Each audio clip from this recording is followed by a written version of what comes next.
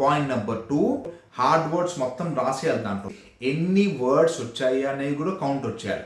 వచ్చిన తర్వాత బేసికలీ దాని రిలేటెడ్ క్వశ్చన్స్ ప్రిపేర్ అవ్వచ్చు. That is how you to prepare to build the vocabulary.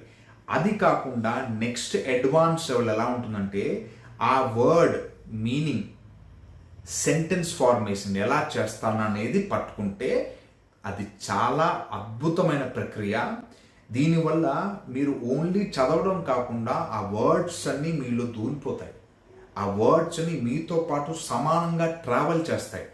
And knowledge is always divine. ఎంత చదివితే అంత షార్ప్ అవుతుంది మైండ్. అండ్ మీ బ్రెయిన్ కెపాసిటీని తక్కువ అంచనా వేయదు. మీ బ్రెయిన్ కెపాసిటీ పెరగాలంటే దానికి టాస్క్స్ ఇస్తూ ఉండాలి, డల్ చేసేది.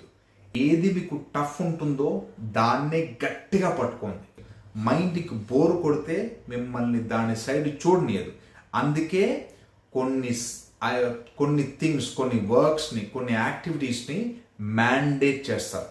ఈ త్రీ వే ప్రాసెస్ రీడింగ్ని ఫాలో చేయండి, వొకాబులరీని డెవలప్ చేయండి.